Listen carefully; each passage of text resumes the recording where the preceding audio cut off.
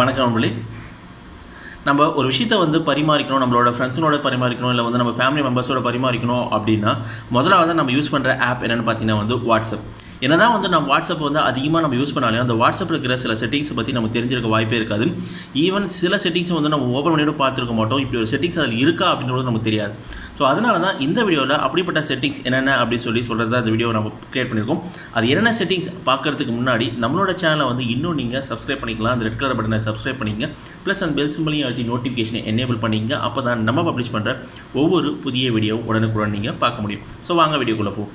முதலாவது நம்ம பார்க்க போகிற செட்டிங்ஸ் என்னென்னு பார்த்தீங்கன்னா, உங்கள் வாட்ஸ்அப்பில் நீங்கள் உங்கள் ஃப்ரெண்ட்ஸுங்களோட என்னென்னலாம் சேட் பண்ணியிருக்கீங்க, எவ்வளோ மெசேஜ் பார்த்து அனுப்பிச்சிருக்கீங்க, எவ்வளோ ஃபோட்டோஸ் அனுப்பிச்சிருக்கீங்க, எவ்வளோ வீடியோஸ் அனுப்பிச்சிருக்கீங்க, அப்புறம் எவ்வளோ டாக்குமெண்ட்ஸ் அனுப்பிச்சிருக்கீங்க, டோட்டலாக வந்து எவ்வளோ எம்பி இருக்குது அப்படின்னு சொல்லிட்டு நீங்கள் ஈஸியாக வந்து செக் பண்ணிக்கலாம்.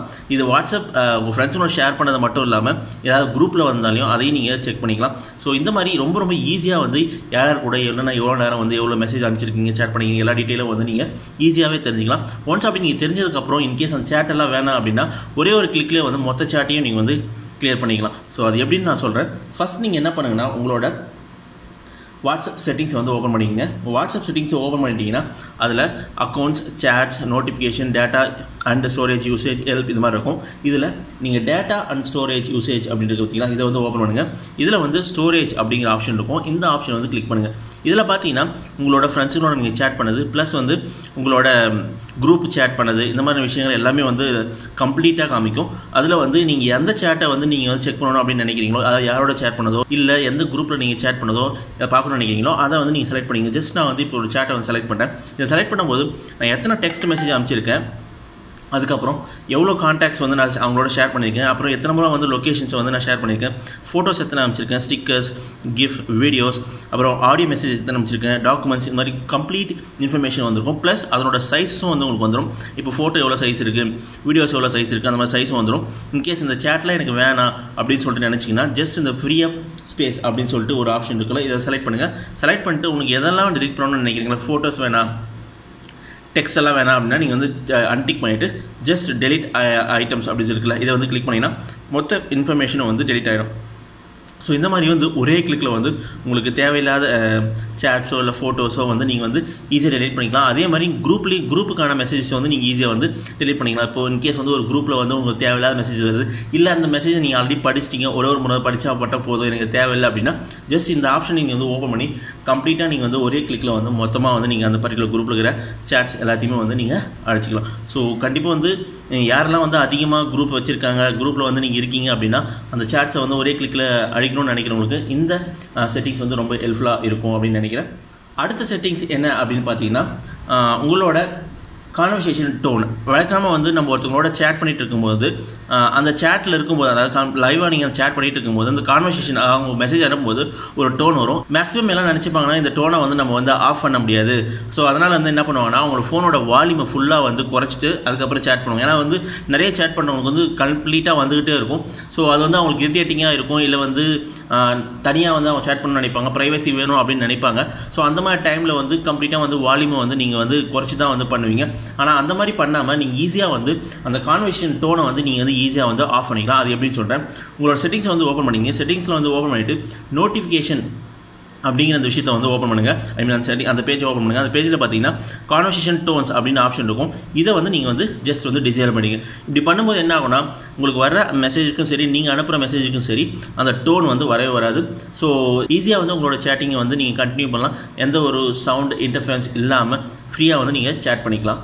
ஸோ கண்டிப்பாக வந்து நிறைய சேட் பண்ணுறவங்களுக்கு இந்த ஆப்ஷன் வந்து ஹெல்ப்ஃபுல்லாக இருக்கும் அப்படின்னு சொல்லிட்டு நினைக்கிறேன். அடுத்த செட்டிங் என்ன அப்படின்னு கேட்டிங்கன்னா, வாட்ஸ்அப் கால் ரிங்டோன். வழக்கமாக எல்லாருமே நினச்சிருப்பாங்கன்னா நம்ம வந்து டிஃபால்ட்டாக செட் பண்ணிக்கிற அந்த டோன் தான் வந்து நம்ம வாட்ஸ்அப் கால் வரும்போதும் வரும் அப்படின்னு சொல்லிட்டு நினச்சிக்கிட்டு இருக்காங்க. அப்படி கிடையாது. உங்கள் வாட்ஸ்அப்புக்கும் நீங்கள் வந்து தனியாக வந்து உங்கள் ரிங்டோன் வச்சுக்கலாம். ஸோ அதை எப்படி செட் பண்ணுறது அப்படின்னு சொல்கிறேன். ஃபஸ்ட் நீங்கள் என்ன பண்ணுங்கன்னா, உங்களோட செட்டிங்ஸ் ஓப்பன் பண்ணிங்க. செட்டிங்ஸ் ஓப்பன் பண்ணிவிட்டு நோட்டிஃபிகேஷன் அப்படிங்கிற அந்த ஆப்ஷன் வந்து கிளிக் பண்ணுங்கள். கீழே வந்தீங்கன்னா உங்களோட கால்ஸ் அண்ட் ரிங்டோன் அப்படிங்கிற ஆப்ஷன், கால்ஸில் வந்து ரிங்டோன் அப்படிங்கிற ஆப்ஷன் இருக்கும். இதை வந்து ரிங்டோன் வந்து கிளிக் பண்ணுங்கள். கிளிக் பண்ணிங்கன்னா உங்களுக்கு மீடியாவா அப்படின்னு கேட்கும், மீடியா ஸ்டோரேஜ் போகணுமா அப்படின்னு சொல்லிட்டு கேட்கும். ஒன்ஸ் நீங்கள் மீடியா ஸ்டோரேஜ் செலக்ட் பண்ணிங்கன்னா அதில் வந்து உங்களுக்கு என்ன டோன் வேணுமோ அந்த டோனை வந்து நீங்கள் செலக்ட் பண்ணி வச்சுக்கலாம். ஸோ அடுத்த முறை வந்து உங்களுக்கு வந்து வாட்ஸ்அப் கால் வரும்போது நீங்கள் என்ன டோன் வந்து செலக்ட் பண்ணீங்களோ அந்த டோன் தான் வந்து உங்களுக்கு வந்து ரிங் ஆகும். டிஃபால்ட் ரிங் டோன் வந்து வராது. ஸோ இந்த மாதிரி வந்து நீங்கள் டிஃபால்ட் காலுக்கும் வாட்ஸ்அப் காலுக்கும் வந்து நீங்கள் ஈஸியாக வந்து டிஃப்ரென்ஷியேட் பண்ணிக்கலாம். ஸோ கண்டிப்பாக இதுவும் வந்து ஒரு நல்ல செட்டிங்ஸாக இருக்கும் அப்படின்னு சொல்லிட்டு நினைக்கிறேன். அடுத்த செட்டிங்ஸ் எதை பற்றி அப்படின்னா, இன்கேஸ் உங்கள் ஃபோன் வந்து நீங்கள் வந்து வேறு யாருக்கா கொடுக்க போகிறீங்க அப்படின்ற பட்சம் உங்கள் ஃபோனில் இருக்கிற வாட்ஸ்அப் சேட்ஸ் எல்லாத்தையுமே வந்து ஒரே கிளிக்கில் வந்து டெலீட் பண்ணணும் அப்படின்னு நினைப்பீங்க. வழக்கமாக நம்ம டெலீட் பண்ணோன்னா ஒவ்வொரு சேட்டாக நம்ம வந்து ஓப்பன் பண்ணிவிட்டு அதில் இருக்கிற எல்லா சேட்டையும் வந்து செலக்ட் பண்ணி அதுக்கப்புறம் ஒவ்வொன்றா நம்ம டெலீட் பண்ண வேண்டியதாக இருக்கும். அப்படி இல்லாமல் ஒரே கிளிக்கில் வந்து இருக்கிற மொத்த சேட்டையும் வந்து எப்படி வந்து டெலீட் பண்ணுறது அப்படின்னு பற்றி தான் நான் பார்க்க போகிறோம். இதுக்கு நீங்கள் என்ன பண்ணணும்னா, உங்களோட வாட்ஸ்அப் செட்டிங்ஸை ஓப்பன் பண்ணிங்க. செட்டிங்ஸை ஓப்பன் பண்ணிவிட்டு அதில் வந்து உங்களோட சேட் அப்படிங்கிற ஆப்ஷன் இருக்கும். சேட்டை வந்து கிளிக் பண்ணுங்கள். கிளிக் பண்ணிங்கன்னா கீழே வந்தீங்கன்னா உங்களுக்கு வந்து சேட் ஹிஸ்ட்ரி அப்படிங்கிற ஒரு ஆப்ஷன் இருக்கும். அந்த சேட் ஹிஸ்ட்ரியை வந்து கிளிக் பண்ணுங்கள். கிளிக் பண்ணிங்கன்னா இதில் டெலிட் ஆல் சேட்ஸ் அப்படிங்கிற ஆப்ஷன் இருக்கும். இது நீங்கள் கிளிக் பண்ணுறது மூலமாக மொத்த டேட்டாவும், அதாவது மெசேஜஸ் ஆகட்டும், ஃபோட்டோஸ் ஆகட்டும், வீடியோஸ் ஆகட்டும், மொத்தமே வந்து ஈஸியாக வந்து நீங்கள் ஒரே கிளிக்கில் வந்து டெலிட் பண்ணிக்கலாம். அதுக்கப்புறம் உங்கள் ஃபோனை வந்து நீங்கள் வேறு இடத்துல கொடுத்துக்கலாம். ஸோ எந்த ஒரு ப்ராப்ளம் இல்லை. இன்கேஸ் வந்து நீங்கள் வந்து எனக்கு அந்த மாதிரி பேக்கப் எல்லாம் எதுவுமே வேணாம் அப்படின்னா கூட நீங்கள் வந்து இந்த மாதிரி ஈஸியாக வந்து டெலிட் பண்ணி உங்களோட ப்ரைவசியை வந்து நீங்கள் பாதுகாத்துக்கலாம். ஸோ கண்டிப்பாக இந்த செட்டிங்ஸும் வந்து ரொம்ப ஹெல்ப்ஃபுல்லாக இருக்கும் அப்படின்னு நினைக்கிறேன்.